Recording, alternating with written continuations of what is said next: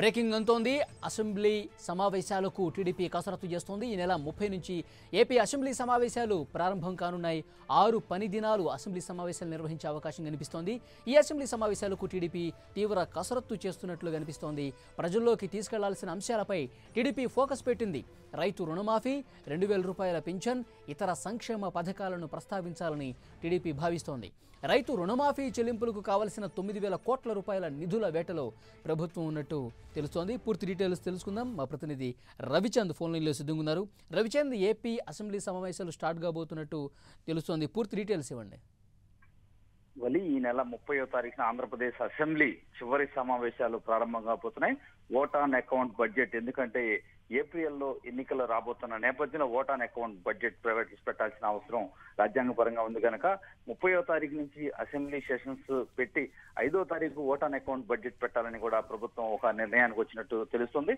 అయితే ఈ అసెంబ్లీ సమావేశాలను ఒక రాజకీయపరమైన అంశాలకు వేదికగా చేసుకోవాలని టీడీపీ భావిస్తుంది.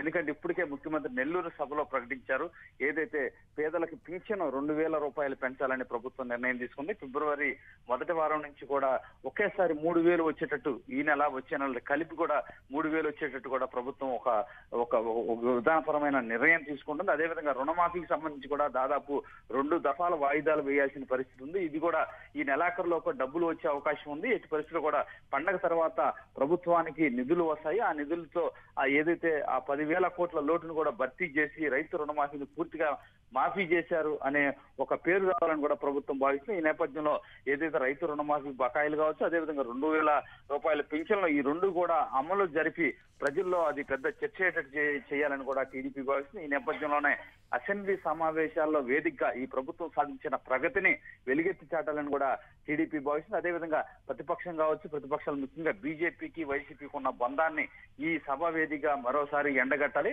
ఈ విధంగా రాజకీయంగా ముందుకు పోవాలి. ఈ నెలాఖరులో ఫిబ్రవరి నెలాఖరులో ఎన్నికల షెడ్యూల్ వస్తుంది కాబట్టి అసెంబ్లీని వేదికగా చేసుకుని రాజకీయ పరంగా ప్రతిపక్షాలను తిప్పికొట్టాలని కూడా అధికార పార్టీ భావిస్తుంది. ఏదైనా ప్రభుత్వం ఈ 4.5 సంవత్సరాల్లో చేసిన అభివృద్ధిని అసెంబ్లీ వేదికగా మరోసారి చాటాలని టీడీపీ భావిస్తుంది.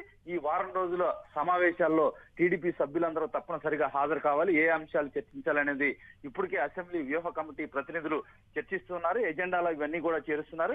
ఏదైనా ఈ అసెంబ్లీలో గట్టిగా మాట్లాడి ఈసారి ప్రభుత్వానికి ఏ విధంగా ఏ కార్యక్రమాల ద్వారా ఎన్ని కోట్లు ప్రజలకి సంక్షేమ కార్యక్రమాల ద్వారా అమలు జరుపుతున్నాం, ఏ విధంగా భవిష్యత్తులో ఇంకా వస్తే కనుక ఎటువంటి సంక్షేమ కార్యక్రమాలు అమలు చేస్తాం అనే అంశాలపై స్పష్టత ఇవ్వాలని భావిస్తున్నారు.